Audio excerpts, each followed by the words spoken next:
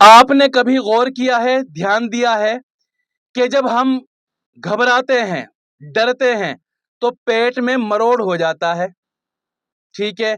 इसी तरह जब हम गंदा और गलत चीजें खाते हैं, गंदा खाना खाते हैं, तो मूड खराब हो जाता है। ये ध्यान दिया कभी आपने? ये किस चीज की निशानी है? ये निशानी है इस बात की कि दिमाग का और पेट का बहुत गहरा कनेक्शन है।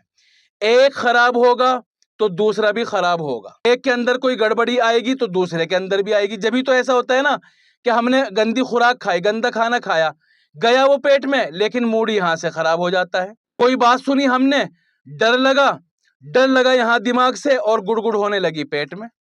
तो ये किस बात की निशानी है कि दोनों में बहुत गहरा कनेक्शन है, बहुत गहरा। और मैं आपको बतला दूं कि आजकल डॉक्टरों को तो अब पता चला है, लेकिन जो हकीम है, हिकमत है, तिब है, ये बात बहुत पहले कह चुके हैं। इसी वजह से पहले हकीम और पुराने हकीम जब इलाज करते थे तो इलाज करने से पहले पेट साफ करा करते थे, जुलाब दिया करते थे, क्योंकि जब अंदर से गंदे और कमजोर जरासीम निकल जाएंगे तो इलाज करना आसान होगा। लेकिन डॉक्टरों को अब रिसर्च आई है सामने उनके, तो इन दोनों का आपस में बड़ा कनेक्शन है। इसलिए जिन लोगों को डिप्रेशन होता है उनका पेट भी खराब हो जाता है, और जिनका पेट खराब होता है उनको डिप्रेशन भी हो जाता है। मैं आपको बतला दूं थोड़ा डिटेल में कि दिमाग का कनेक्शन है जो मैसेज भेजने का पेट के साथ, वो 20% है, और पेट का जो दिमाग के साथ कनेक्शन है मैसेज भेजने का, वो 80% है।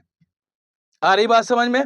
अब क्या होगा कि अगर दिमाग के अंदर कोई कमजोरी आई, दिमाग कमजोर हो गया, नसें कमजोर हो गई, तो उसका असर पेट पर पड़ेगा। उससे क्या होगा? गैस, एसिडिटी, आईबीएस, अल्सर वगैरह ये सारी चीजें होगी। लीवर में सूजन, पेट में इंफेक्शन।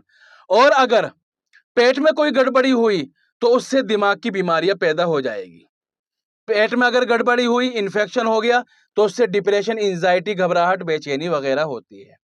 तो इससे क्या बात मालूम हुई कि ये आपस में जुड़े हुए हैं। अब जो लोग डिप्रेशन के मरीज होते हैं उनको आमतौर से पेट भी खराब रहता है, और जिनका पेट खराब रहता है आमतौर से वो डिप्रेशन के भी मरीज होते हैं। आ रही बात समझ में?